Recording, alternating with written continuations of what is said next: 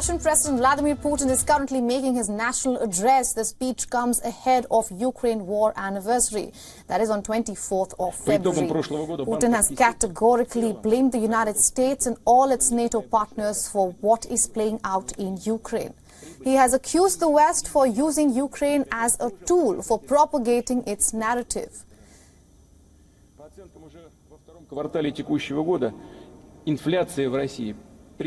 Just moments back, he said, and I'm quoting here, the West has unleashed a military and misinformation war. He has also said that the future of Russia's military decided step by step. Experts are yet to decode what that means as the war enters its second year on 24th of February. During his speech, Putin has time and again also lauded the Russian troops and their actions in the last 1 year for their efforts on the front line and to fulfill what Russia calls a special military operation. Везде в мире важным источником инвестиционных ресурсов являются долгосрочные сбережения граждан. И у нас также нужно стимулировать их приток в сферу инвестиций.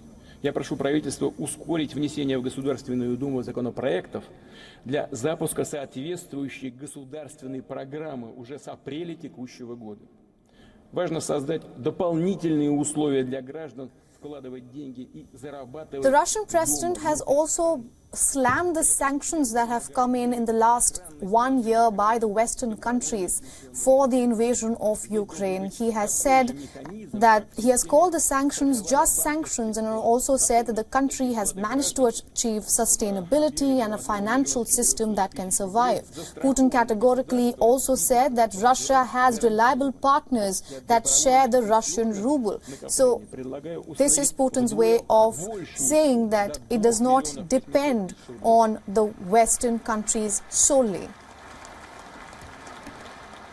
Также надо защитить вложения граждан и в другие долгосрочные инвестиционные инструменты, в том числе от возможного банкротства. Now for more on this, we are being joined by Greg Swenson, who is in China analyst and international affairs expert. Welcome to the broadcast, Greg.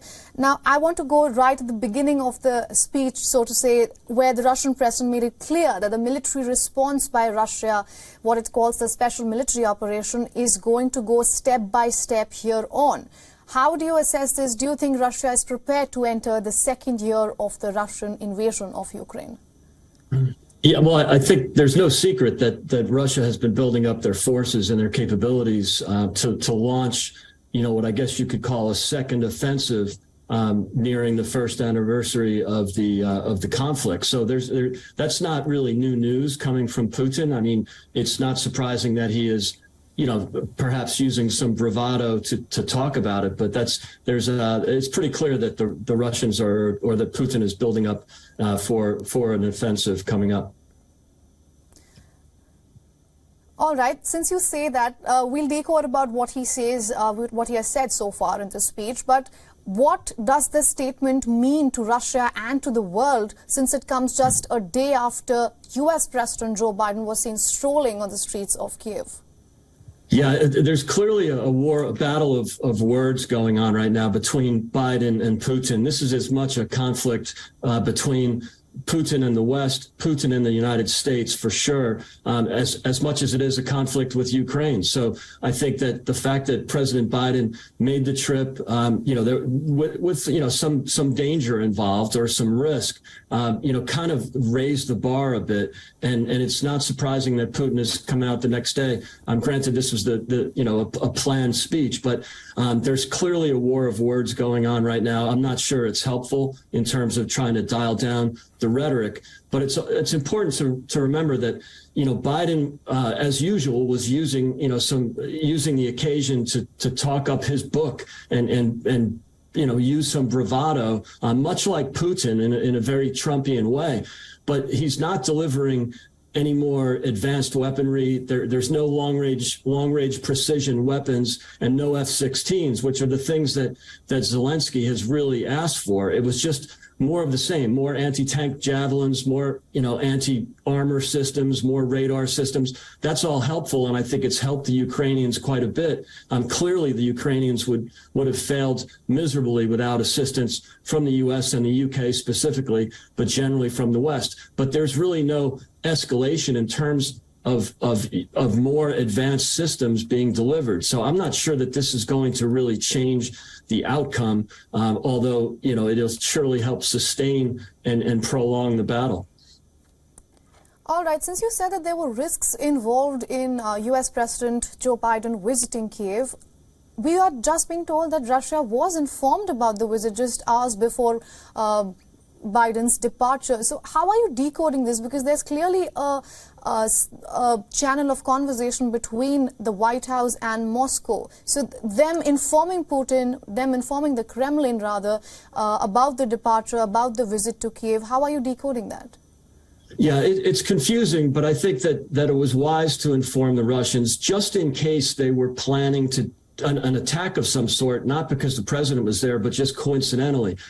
If they did that, it's not unusual for Putin and the Russian army to bomb citizens and civilians. And so, I think there was the risk that it could be a coincidence, which surely the Russians would not want. They would not want to escalate by, sending any sort of missiles into Kyiv while President Biden was there. And I appreciate that it would have been a mistake. And so it was important for the U.S. to let them know just prior in case there was some plan for an attack. Right. Since you mentioned China just a while back, I want to bring in Beijing into this entire geopolitical situation that is panning out. Just days before, Antony Blinken, the U.S. Secretary of State, had rather accused China that it is mulling over sending arms and ammunition to Russia, to which Beijing quickly reacted and said that it's not U.S.'s business to tell us what to do and what not to do. So how do you see China coming into this already complicated situation?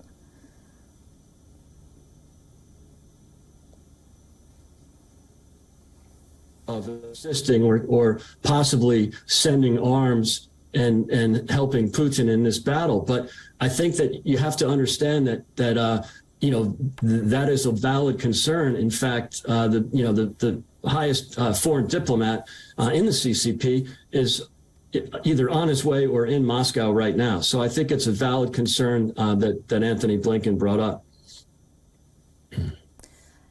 In this speech so far, the Russian president has been squarely blaming the United States and the NATO for what is happening in Ukraine. And we have been hearing a similar resentment coming in from the Western side that is blaming Russia for the invasion. But the war has dragged on enough for a blame game to continue. Would you agree with me?